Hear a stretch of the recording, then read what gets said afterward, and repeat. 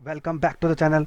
दोस्तों, आज के वीडियो में हम लोग एक और जीएसटी जजमेंट के बारे में डिस्कस करेंगे, जो कि डिपार्टमेंट ने पेनल्टी इम्पोज करी थी, लेकिन उसको सेट असाइड करके पिटिशन को अलाउ किया गया और पेनल्टी को रिमूव करने के लिए बोला गया। तो अब जजमेंट पे हम देखते हैं कि फैक्ट ऑफ द केसेस क्या थे और किस ग्राउंड पे डिपार्टमेंट ने पेनल्टी लगाई थी, और हेयरिंग के बाद उन्होंने उस ग्राउंड को क्यों रिजेक्ट करके और पिटिशन को अलाउ किया। तो दोस्तों, वीडियो को स्टार्ट करते हैं। अब देखते हैं कि इसमें पिटिशनर और रेस्पोंडेंट के बीच में क्या फैक्ट ऑफ द केसेस थे, कि भाई इन्होंने क्या काउंटर एग्रीमेंट करके इसको पेनल्टी को हटवाया।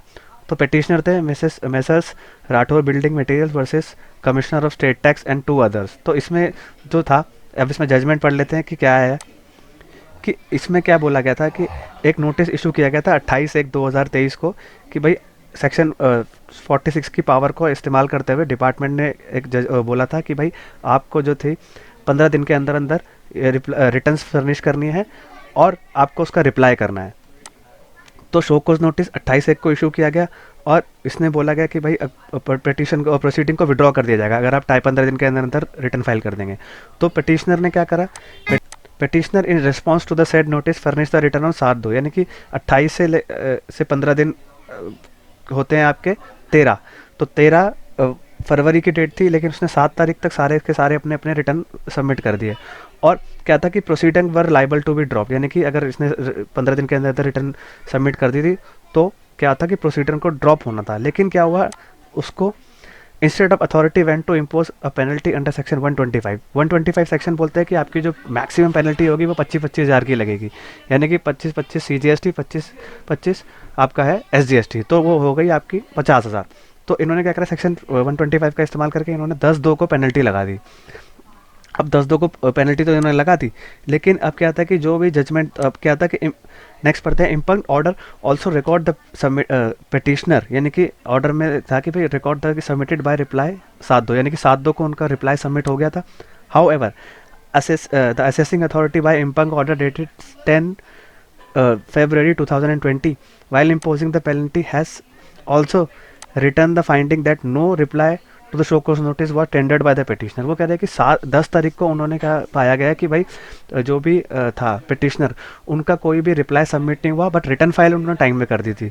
तो डिपार्टमेंट ने ये कहता कि द फाइंडिंग्स था कि भाई ये जो था ये अपने सेक्शन 125 को वायलेट करता था, इससे हमने पेनल्टी लगाई है कि भाई आपने रिप्लाई सबमिट नहीं किया। लेकिन क्या था कि लेकिन उन्होंने डिपार्टमेंट ने ऑर्डर में ये बोला था कि अगर आप 15 दिन के अंदर अंदर अपनी रिटर्न सबमिट कर देते थे तो क्या था कि आपकी जो रिटर्न्स थी वो आपकी जो प्रोसीडिंग थी वो ड्रॉप कर दी जाएगी। लेकिन उसने 15 दिन के अंदर अंदर अपनी रिटर्न सबमिट कर दी थी, लेकिन उसके बाद भी डिपार्टमेंट ने 10 तारीख को क्या किया कि पेनल्टी लगा दी सेक्शन 125 की, लेकिन वो नहीं लगानी चाहिए थी।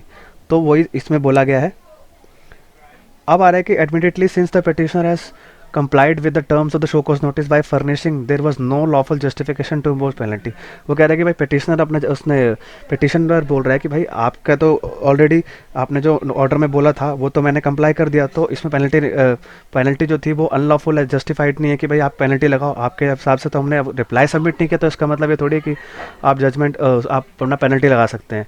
आपने बोला था रिटर्न फाइल करने के लिए, तो हमने रिटर्न फाइल कर दी थी, वो आपको देखना है कि इस बंदे ने रिटर्न फाइल करी है नहीं करी।